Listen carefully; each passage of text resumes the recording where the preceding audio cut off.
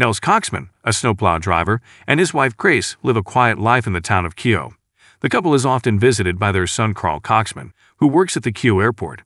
Coxman wins the Citizen of the Year award from the community, but the night does not turn out to be great for him as his son, along with his friend Dante, gets kidnapped from the airport.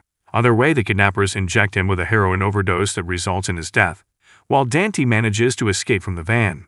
Meanwhile, in Denver, a drug cartel leader Viking urges his son Ryan to be violent at school to take revenge on the bully, but he refuses to do it because of his peaceful nature. Coxman and Grace are informed about Carl's death and are called to identify the body. The doctor mentions the drug overdose as the reason for his death, but he does not believe him, knowing that Carl was never a drug addict. Grace gets devastated to see her son like this and argues with Coxman over his lack of emotion. Distressed by his son's death, he tries to kill himself with his shotgun, but is interrupted by Dante, who has been hiding at the workshop since the incident. Although shocked by what happened to Carl, he narrates the entire incident to him, revealing Carl's death was not the result of an overdose. Enraged upon hearing this, Coxman forces him to reveal the names and location of the kidnappers and finds information about a guy named Speedo. He arrives at a local club and confronts Speedo about his son's death, but he denies knowing anything. Instead, he begins threatening him while asking him to leave, but Coxman knocks him down. When he wakes up, Coxman again tortures him, to which he reveals he worked on the orders of a guy named Limbo. After confirming Limbo's identity, Coxman kills him and discards his body in the river. While going to drop Ryan at school, Viking is told about Speedo's disappearance, as he used to work for him. Ryan thinks he must have done something to him, but Viking assures him that he was not involved. After killing Speedo, Coxman finds Limbo at his workplace and tortures him to get information about his leader. He then shoots him and disposes of the body in the river, just as he did earlier. When he returns home, Grace asks him about Carl's hobbies, but gets upset to know that he never bonded with his son. Back in Denver, Viking's ex-wife visits him and informs him about filing a custody report for Ryan.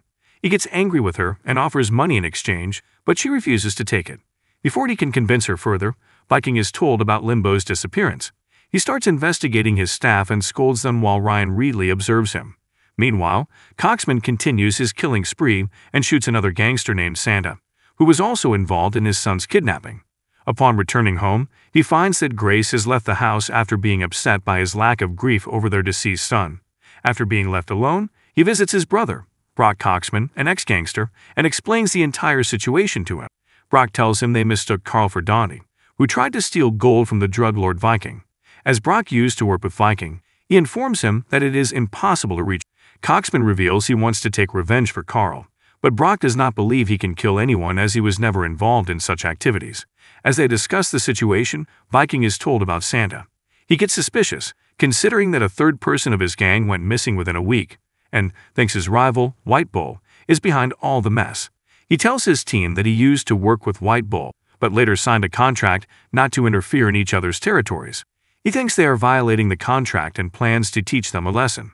Upon his orders, his men kidnap a guy from the opposite gang and torture him to get the information. As he does not disclose anything, Viking gets angry and shoots him without knowing that he is the only son of his rival, White Bull. Keogh police detectives Kim Dash and John Dipp also receive information about the murder and think it's the beginning of a turf war between two gangs that can destroy the peace of the town. Although Gibbs seems hesitant to begin the investigation, Dash urges him that they should do something to eliminate the upcoming threat. At Brock's house, he tells Coxman that Viking's real name is Trevor Calcody, and if he wants to kill him, he needs to hire a professional assassin. He tells him about a guy named Eskimo and advises him to pay him up front, and he will do it for him. Upon his suggestion, Coxman contacts Eskimo and invites him to town. While showing him the room in a local hotel, he offers him half of the agreed amount, but Eskimo thinks of him as a police officer and starts arguing with him, but he satisfies him by proving his identity. Eskimo gets money from him but then goes to Viking and demands the same amount to sell the information that someone is trying to get him killed. They transfer the required money into his account, and he reveals Coxman wants him dead. Viking thinks it's Brock Coxman, as he used to work with his father and might have some old dispute. As soon as he gets the information from Eskimo, Viking scolds him for not honoring his deal with Coxman and shoots him for his unethical behavior. As his men dispose of the body, Nels Coxman tries to seek further information about Viking or Trevor Calcody. Viking arrives at Brock's house and offers him a ride.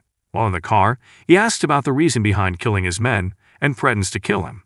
Already dying of rectal cancer, Brock decides to save his brother and takes the blame, saying he wanted to take revenge on him, because his father stole his woman from him. After listening to him and considering him a threat, Viking murders him as well. Meanwhile, the rival gang leader, White Bull, grieves his son's death. He tells his gang about the old deal with Viking's father, but reveals it's over as they have repaid with his son's murder. He plans to take revenge on him and announces his taking his son for a son. After finding out that Eskimo did not kill him, Coxman spies on Viking's house, where he spots him with his son and finds out about his prep school. After killing Brock and finding out that White Bull had nothing to do with his gang members' murders, Viking decides to reinforce his contract with them. To do so, he shoots his own man, Dexter, and orders his team to send his head as a gift for White Bull. White Bull has already ordered to kidnap Ryan from his, but asks them to wait as he receives a message from Viking. His messenger presents Dexter's head and tells him he was the one who killed his son, and they have punished him because they want to keep their end of the deal. White Bull thanks him for the gift and shoots him while insisting that he only wants Viking's son. In the meantime, Ken receives the information about Carl's death due to an overdose and that he used to work with Dant at the Kyo airport. She visits Coxman and shares her concern that she does not think he was killed by the overdose. She asks for his help to find out the truth, but he refuses and says she cannot do anything for him now as his son is already gone. Later, Coxman arrives at Ryan's school and tells his father sent him to pick him up. Ryan, who has never seen him before, hesitates to go with him, but Coxman convinces him. White Bull's men spot him outside the school and start chasing him, but he safely brings Ryan home. Viking receives the information about his son's disappearance. Before he can do anything to find him, his wife shows up again and starts arguing with him for taking Ryan without his permission. He tells her about Ryan's abduction but assures her that someone will call in with his demands for ransom, and he will get him free. On the other hand, White Bull's men receive a text on Dexter's phone in which his gang member tells him about staying at a hotel. Soon, they track him down and kill him as well. White Bull and his team arrive at a ski resort in Kyo to keep an eye on Viking and his gang. Meanwhile, Coxman arrives at his house with Ryan and offers to prepare lunch for him. Ryan asks about his family, but he tells him he does not have one.